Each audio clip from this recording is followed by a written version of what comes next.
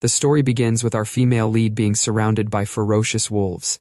Amidst the chaos of growls, screams, and clashes, she notices a floating screen in front of her, remarking that the situation is too easy, likely because it's near the newbie village. She decides to call it quits for now and removes a ring from her finger. Suddenly, she finds herself in a different place, catching the scent of freshly baked cookies. Following the smell, she discovers the cookies and takes a bite, savoring their moist texture. Just then, a maid rushes in, addressing her as Lady Elais, and informing her about His Majesty's visit to the back garden. Elais, seemingly unbothered, questions the fuss, asking if His Majesty has summoned every imperial concubine. The maid clarifies that while he hasn't, his ministers have urged him to visit his concubines. Elais wonders if he plans to see each of them in person, but the maid is uncertain.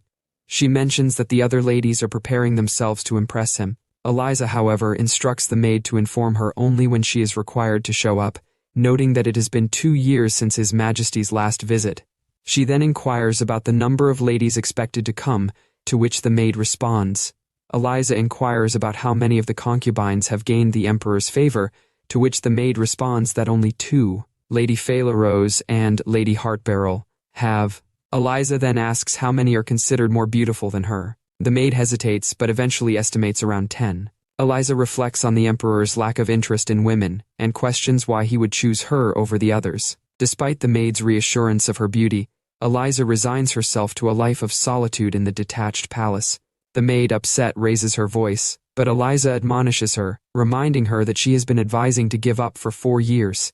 The maid mentions that Her Majesty continues to send letters, questioning why Elais is still without a child after 7 years. Elais is taken aback, confirming that the child in question would be with the Emperor, Bahamut IV of the Alfrey Empire of Western Davis. The maid confirms this, emphasizing the gravity of the situation. Elais laughs at the absurdity of conceiving a child on her own and sighs, turning away. The maid insists that as one of His Majesty's ladies, it might be possible with some effort. She hasn't seen the Emperor since arriving at the palace at the age of 14, and to have a child, she would need to meet him first. The maid suggests that Elais should seek an audience with the Emperor while he is visiting. Elais finds this unbelievable and anxious, questioning the maid's suggestion to make an effort. The maid confirms, but Elais dismisses the idea, stating that one-sided effort is futile and that Shunarel would prefer her to stay safe. The maid argues that being noticed by His Majesty wouldn't be unsafe, but Elais recalls a concubine who was whipped by Lady Rose for trying to gain the Emperor's favor, and the Emperor's indifference to the incident. She believes the favored ladies are arrogant and prefers to stay safe at home.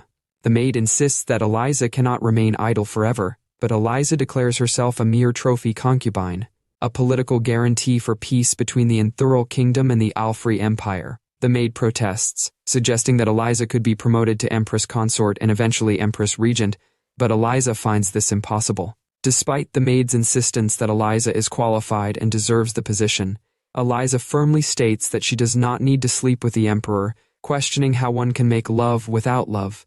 Elais, feeling frustrated, declares that she will not live in solitude forever and plans to take a lover. The maid is shocked, warning that she could be put to death if caught. Elais dismisses the Emperor as a wretched man who never visits yet expects her to remain alone. The maid, blushing, realizes that Elais means to take a lover in the divine virtual realm, not in reality. Elais confirms this, stating she cannot risk her life for a real paramour and asks the maid to leave. The maid, upset, threatens to inform Her Majesty, but Elais is unfazed. After the maid leaves, Elais reflects on her harshness, but is relieved to have some alone time. She considers her appearance, noting that comfort is more important than looks, and reassures herself of her beauty despite criticisms.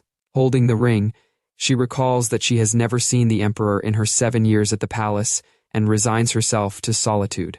As she puts the ring on her finger, she enters the virtual world of Devas, finding solace in living another life in virtual reality. Elais explores the new environment, feeling liberated by the fresh, natural breeze that contrasts sharply with the stifling atmosphere of the palace. She revels in the freedom of wearing a comfortable and mobile assassin uniform, even though she is not an assassin. As she navigates the area, she wonders about the boss mobs and how many kills are needed to encounter one. She encounters numerous minor enemies, which she swiftly defeats, gaining experience points, XP with each kill. Despite the increasing XP, She is slightly annoyed by the sheer number of minor enemies and the occasional loss of control over her strength, which results in a penalty for destruction of nature. Although this penalty has little impact on her overall level, it still bothers her. Elais finds the area near the newbie village to be spooky and not worthwhile. She checks her inventory and sees that she needs 5 more kills to summon the boss monster, Master of the Thicket Village, which appears only once a day. Confident that high-level users know about her presence and that newbie adventurers won't steal her kill, she wonders why the boss hasn't appeared yet. Deciding it must be elsewhere, she summons her bird, Squawky, a road rotor used for transportation. Elais explains that transportation methods in the virtual world differ by region. In Western Devas, where the Alfrey Empire is located, people use horses, camels, wolves, and other 4-legged animals. In southern Devas, they ride gigantic birds called road rotors, which vary in purpose based on their wing and leg development. Some are for air transport, some for mixed use, and some for ground travel. Elais prefers these elegant and intelligent birds for their rich feathers and versatility. Elais mounts Squawky and instructs him to find the Master of the Thicket. As they move swiftly through the area, she equips an elegant cloak and admires her character's appearance. Suddenly, she spots a large dragon, the Master of the Thicket, but notices it isn't attacking as usual. She then sees another player in the distance, identifying him as a newbie who likely doesn't understand the danger he's in. Realizing the newbie might get hurt, Elais decides to defeat the boss monster before the newbie suffers a painful death, which would affect him in reality as well. She engages in battle, swiftly defeating the Master of the Thicket and gaining experience points and items. However, she notices that the newbie has disappeared, and fears her attack might have inadvertently killed him too. Elais checks her player kill stats, which record the details of any player she has killed. She sees the name Bahamut, and realizes that if the newbie she killed was indeed the Emperor, she could face severe consequences in reality. However, she dismisses the thought, noting that Bahamut is a common name, and the real Emperor should be in the back garden. She finds satisfaction in the idea of defeating someone with the same name as the Emperor, feeling more powerful in the virtual world than in reality. Elais anticipates that the newbie will see her name in his PK stats and come to retrieve his pants, which are valuable to a new player. She summons her little gray wolf, a cub she plans to train for various uses, including transportation and battle. As she trains the wolf, a man approaches her from behind, asking if she is Elais. Internally, she is taken aback, realizing that he has found her. Elais had anticipated a visit from the newbie player she had killed, but she hadn't expected 2 things: his surprisingly attractive voice and his curt manner. Without even a proper greeting, she considered discarding his pants and leaving. However, his captivating voice made her curious to see him before departing. When she turned to face him, she mirrored his curt manner and confirmed her identity. The player, named Bahamut, confirmed his name, and Elais noted his impressive height of at least 6 feet and his stunning appearance. She wondered who he was and where he came from, even speculating if he might be from another Earth. Despite his basic gear indicating his newbie status, Elais found him increasingly attractive and thought about the possibility of having a lover in the virtual world. As she observed him, she realized he looked more stunning with each passing moment, despite not knowing his basic stats.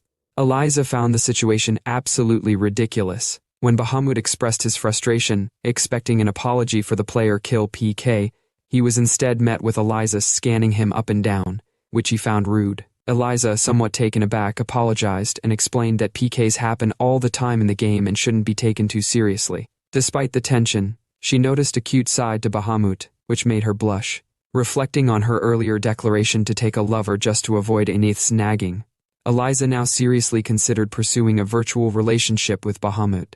She pondered how to win his heart, thinking that helping him level up as a newbie might be a good start. She had heard that many serious relationships began this way, even though most ended because virtual love was far from real. Determined, Elais decided to make an effort to gain Bahamut's heart, convinced that no one could resist a good-looking man like him. Elais reflected on the stark contrast between their positions, realizing that in the virtual world, a higher level made one the master. Excited by the prospect of making Bahamut hers before other veterans could make a move, she pondered how to proceed. Having been stuck in the palace for so long, she felt she had forgotten how to flirt. She recalled her past, where countless noble gentlemen approached her at parties, praising her beauty with smiles. Determined to win Bahamut over, she decided to start with a beautiful smile, reminding herself that she wasn't the only attractive one there. Moving on to the next step, she attempted flattery, telling Bahamut he was cute and good-looking. However, his cold response left her puzzled, wondering if more compliments might help flatter him. Elais attempted to flatter Bahamut by calling him sexy and manly, and then asked if he was from Devas or Earth. Bahamut extended his hand, prompting Elais to wonder if he was asking for his pants back. He demanded an answer, stating he had waited for an hour and deserved a response. Elais found his manner haughty and insisted he answer her question about his origin before she would return his pants. Bahamut, frustrated, mentioned he had intended to excuse her for the player kill, but now felt compelled to draw his sword. Elais, internally amused by his hastiness, confidently stated that he didn't stand a chance against her, even with his sword. Bahamut, asserting his confidence as a man, warned her to return his pants before he caused any damage.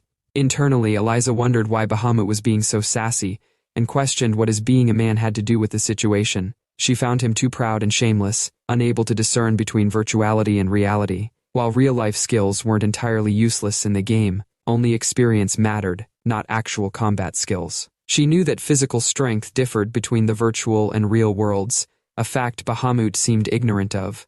Out loud, Elais called him ignorant for not skimming the newbie guidebook. Bahamut, telling her to be quiet, brandished his shiny sword. Elais was impressed by his pose, thinking it was the best among all the players she had seen, and speculated that he might be a knight in reality. Despite this, she knew she could take on his issued sword with her bare hands. His seriousness made her want to tease him even more. Bahamut questioned if Elais would really take him on without a weapon, remarking that it wouldn't look good for a gentleman to battle a weaponless woman. Internally, Elais noted that at least he knew how to act like a gentleman. Bahamut then decided there was no need for any weapons, which puzzled Elais. She wondered if he seriously intended to fight her, and, feeling confident, invited him to bring it on. Bahamut, finding her impossible, boasted about killing a bear with his bare hands, and claimed that even with her sword, she wouldn't stand a chance. Elais swiftly moved and just touched him, causing his HP to drop to 0, and he slumped to the ground, dead. Surprised, Elais realized she hadn't intended to kill him. Elais expressed regret over an unintended consequence, noting that she couldn't return the pants because the other person had been knocked out again. She decided to hold on to the pants to prevent them from disappearing and suggested checking the PK stats for her name. Elais advised using the whisper function to contact her after respawning, but mentioned that if the person preferred to walk around without pants, they need not bother. She speculated that the person's ego might be bruised after losing to a lady and hoped their first encounter wouldn't be the last. Elais also pointed out the lack of manners and mentioned that if the person had been more amiable, she would have apologized immediately. She was willing to return the pants whenever possible and urged the person to get in touch. After a notification sound, Elais gained a new adventurer's top and laughed. Elais wondered if she had been too harsh, admitting she never expected things to escalate so much. She sighed, reflecting that her initial intention was to return the man's pants and leave, but she found him too mesmerizing. She thought he should have been nicer, feeling justified in her actions after waiting an hour to help him. Despite this, she felt bad about her attack, which killed him unexpectedly, and then he respawned only to be killed by her again. Elais hoped he would show up again, fearing that her actions might make him quit virtual games altogether. She insisted her compliments were sincere but felt she had made a fool of herself, questioning if she had done something wrong. Elais admitted she had never flirted before, and worried that it showed. Fearing he might think she was a pervert, she resolved to figure out how to win a man's heart. Meanwhile, the system notified her of a new servant, who appeared and asked how it could assist. Elais found the servant adorable and expressed a desire to pet it. The servant asked her to pose a question, and she inquired about the location of the Grand Library of Devas. The servant informed her that the closest branch was the West Branch, and she asked how long it would take to get there. The servant informed Elais that traveling on foot to the Grand Library of Devas would take 3 months, but using a roadroader would be faster. Elais then inquired about libraries in the Alfrey Empire, and learned that the Alfrey Empire Public Library and the Alfrey Joint Library were options. The servant explained that it would take 4 days on foot or 4 hours by roadroader to reach these libraries. Elais decided to dismiss the servant and reflected internally that, although she frequently visited virtual libraries, they were too far away today. She concluded that using the Alfrey Imperial Library in the real world would be quicker. Determined to win her virtual lover, She noted that he couldn't wander elsewhere without clothes and resolved to be quick. Elais then removed her ring, exited the virtual world of Devas, and returned to the palace. Elais decided it was time to get ready to go outside. As she rang the bell, Aneth entered the room, sulking. Elais asked Aneth to bring her a dress so she could go out. Aneth was surprised and pleased that Elais wanted to dress up, noting that the imperial concubines were gathering in the back garden. Aneth hurried to get Eliza's outdoor dress, despite Eliza's protests. Aneth returned and began tightening Eliza's corset, causing Eliza to groan and complain about the discomfort. Aneth reassured her that she was fine and that the dress was made for her. Eliza blushed, finding the dress too revealing, but Aneth insisted it was necessary to attract a man. Eliza disagreed, finding the accessories unnecessary and preferring the self-defense items from the virtual realm. Aneth argued that gaining the emperor's favor and being guarded by imperial knights was more important. Aneth suggested that Eliza could claim a masterpiece from the virtual world, but Eliza explained that only named players could do so, and even then, it wasn't guaranteed. Aneth was upset to learn that Eliza hadn't reached the named level despite years of playing the virtual game. Eliza admitted her obsession with the virtual game, but explained that additional conditions were required to reach the named level. Aneth suggested it might be better for Eliza to focus on reality for the time being. Eliza then asked if Aneth would escort her to the back garden, but Aneth explained that Lady Phalerose had ordered only the king's ladies to attend, intending to keep the gathering small and quiet to avoid disrupting the king's walk. Eliza saw this as an opportunity to pretend to head to the back garden and then sneak over to the library. Aneth mentioned a rumor about a maid who gained the favor of the previous emperor while escorting her mistress, implying that Lady Phalerose wanted to prevent such incidents. Aneth warned Eliza not to share this information with others, as Lady Phalerose was known for her jealousy. Eliza agreed to keep it to herself, considering the palace's isolation. As Aneth finished brushing Eliza's hair, she complimented Eliza's appearance. Though Eliza felt the dress made her look ridiculous with an exaggeratedly thin waist and a bulging chest. Aneth reassured her that the news would delight Her Majesty and planned to write to her while Eliza was in the back garden. Eliza felt a bit guilty but noted that she never explicitly said she would go to the garden, so Aneth had assumed it. Eliza wished Aneth well with her letter and prepared to avoid getting caught as she left. Outside, Eliza found the glare too bright, noting it was a perfect day for the king's walk, although she wouldn't be there. She anticipated that Aneth would soon suggest a picnic in the picturesque back garden of the detached palace. Despite its beauty, Eliza longed to feel the breeze while riding a horse outdoors. She sighed, expressing her desire to leave the palace immediately, but acknowledged that it was impossible without Bahamutaphor's approval. No imperial concubine had ever been fortunate enough to leave the palace gates. As she turned, she heard a voice questioning her statement about no concubine leaving. Surprised, she realized no one was around, and concluded that the speaker must be invisible. Suddenly, a stranger greeted her, rudely assuming she was a miserable concubine stuck in the palace. Eliza wondered who this rude man could be. Eliza observed the man with crimson hair and chiseled features, noting the elaborately decorated longsword on his belt. She curtsied and introduced herself as Elais Muyenthurel, an imperial concubine. The man, addressing her as a sad, deserted concubine, remarked on her unusual reaction and graceful introduction. Despite not knowing who he was, Eliza deduced that he wasn't an imperial knight, but must have obtained the emperor's approval to carry a sword, indicating his high status. Internally, Eliza realized that the man couldn't be an ordinary nobleman since everyone in the palace had to be disarmed. The man acknowledged her keen observation, hinting at his significant status, which would protect him from punishment even if he killed an imperial concubine. Eliza reflected that her powers of observation came from her experiences in the divine virtual realm, but she understood she couldn't deal with him as she wished. Eliza found herself in a precarious situation when the man introduced himself as Winter Cruella Bahamut, the younger brother of Emperor Ashuit Dante Bahamut. Realizing she was in major trouble, she groaned internally, noting his rude behavior and the casual way he referred to the emperor by name. She curtsied and addressed him as, "Your Highness the Grand Duke," acknowledging the honor of his presence. Winter smirked, acknowledging the honor, and then inquired about her destination. Eliza flinched, knowing the back garden and the library were in opposite directions. She debated whether to lie or be honest, ultimately admitting she was headed elsewhere. Winter expressed surprise that she would forego an opportunity to see the emperor, noting that all concubines usually waited eagerly for such a chance. He also commented on her attire, suggesting it was too lewd for any other destination. Elais wondered about Winter's relationship with the emperor, regretting not familiarizing herself with the royal family tree instead of spending all her time in the virtual realm. Elais reflected on her situation, realizing she spent most of her time at home enjoying the divine virtual realm, unlike the other concubines who partied and socialized.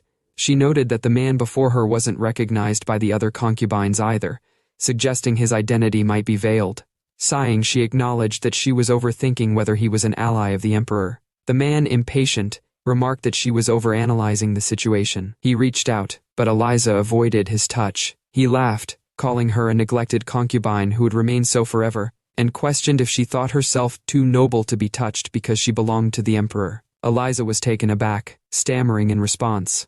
Elais felt a strong urge to silence the domineering man with wind elemental magic but realized it was impossible. Using magic as an imperial concubine was forbidden and could be seen as an assassination attempt on the emperor. She decided to give up on silencing him and hoped he would leave soon. The man, impatient, asked why she was going in the opposite direction. Elais explained that while the emperor's presence was expected, their attendance was not mandatory, and she had something important to do. The man questioned what could be more important than his brother, implying she wasn't interested in the emperor. Annoyed, Elais responded that the emperor wouldn't care about her interest anyway.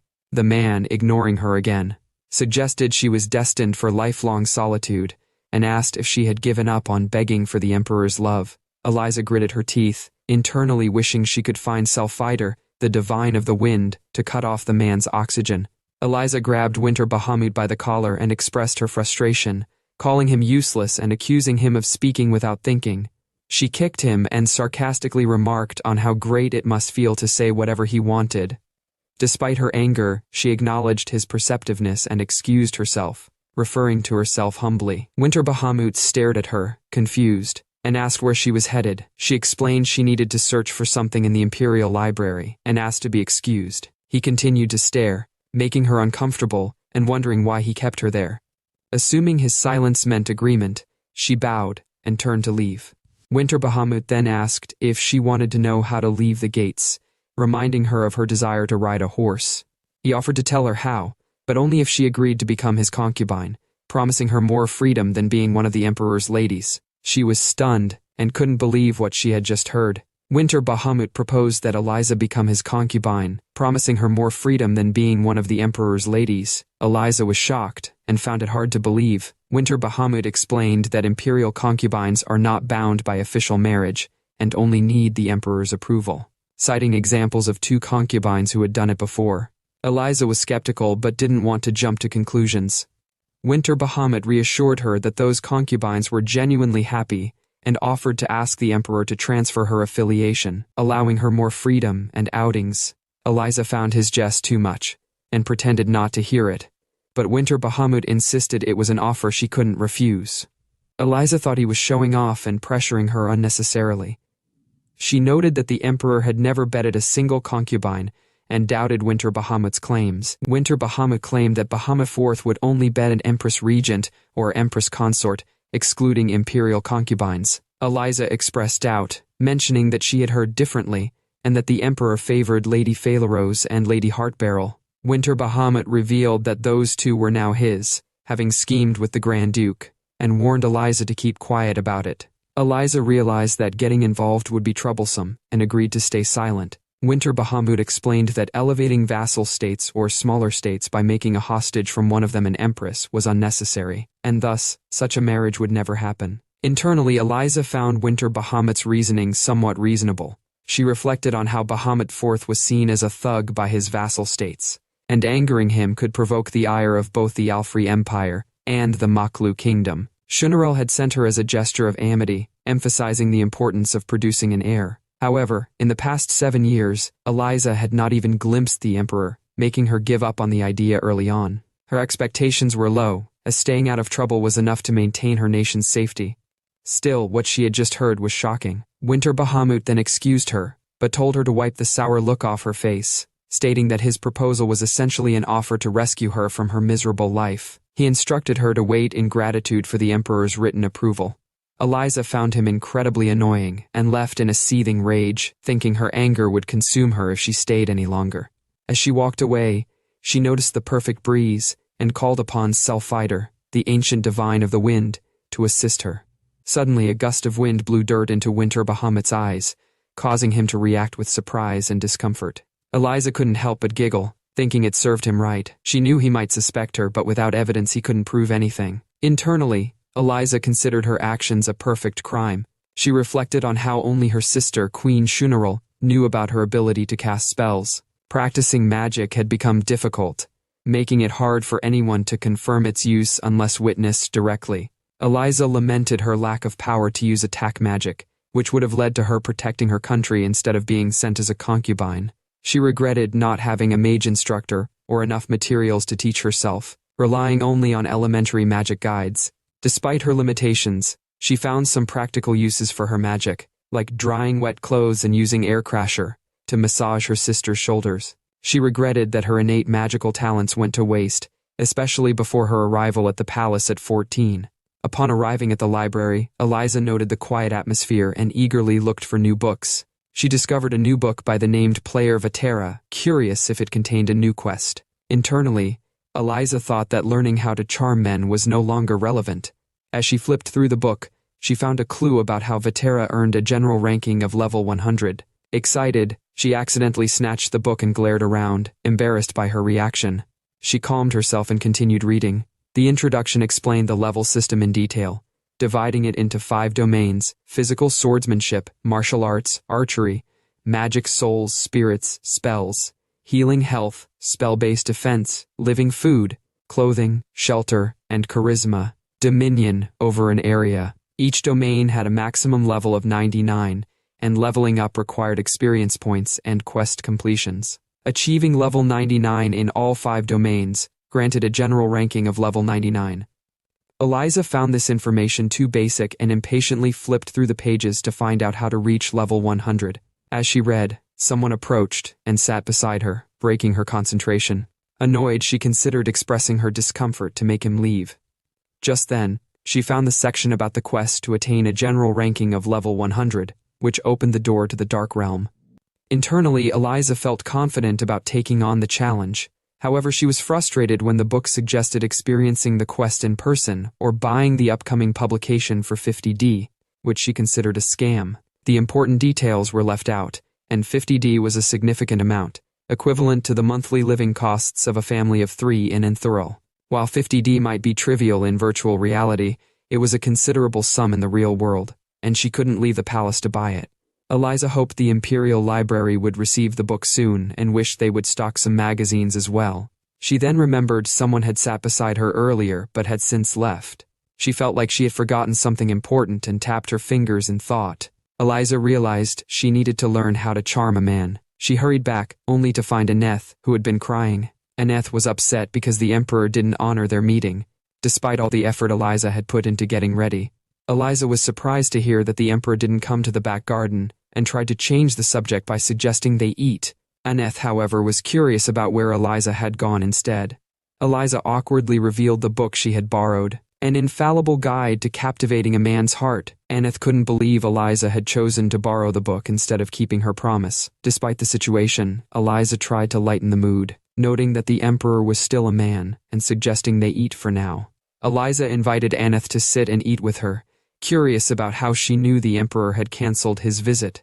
Aneth explained that she received an urgent official notice and confirmed it through another maid. Elais was surprised that such information could be learned by word of mouth. Aneth mentioned that today's exceptional schedule had everyone talking, even the ladies in waiting, who usually had a close-knit community. Elais reflected on how Aneth had previously complained about rarely seeing the other ladies due to their palace's remote location. She wondered how Aneth managed to stay informed while working there. Aneth explained that she got the information from a maid at the nearby detached palace, as news often spread from person to person. She mentioned that the Emperor was busy with something and suddenly became angry, which likely prevented him from going to the back garden. This upset the other concubines, some of whom even cried.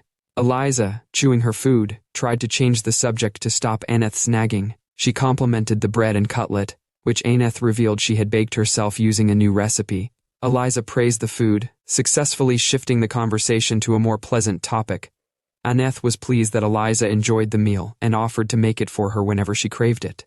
Internally, Eliza felt relieved that Aneth's interest in Bahamutfor's actions had waned, allowing her to enjoy her meal in peace. Aneth brought her some black tea, and Eliza thanked her warmly. Suddenly they heard a knock at the door, which was unusual for that time of night.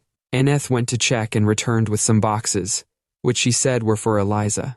Eliza was puzzled, as the boxes looked like garment boxes, but she couldn't think of why she would receive them. Aneth suggested that Eliza would understand once she opened them. Curious, Eliza decided to open the boxes to see what was inside. Internally, Eliza was astonished by the unexpected delivery. Aneth excitedly showed her the contents: a pair of shoes, a larva feather mask, and a dress with an extremely deep V-neck. Eliza was puzzled about who could have sent these items. Then, Aneth discovered a party invitation from the house of Duke Janir, inviting Eliza to a masquerade ball. Eliza couldn't believe it. She had never met Duke Janir, so how could a complete stranger invite her to such a high society event? The invitation was handwritten and addressed specifically to her, adding to the mystery.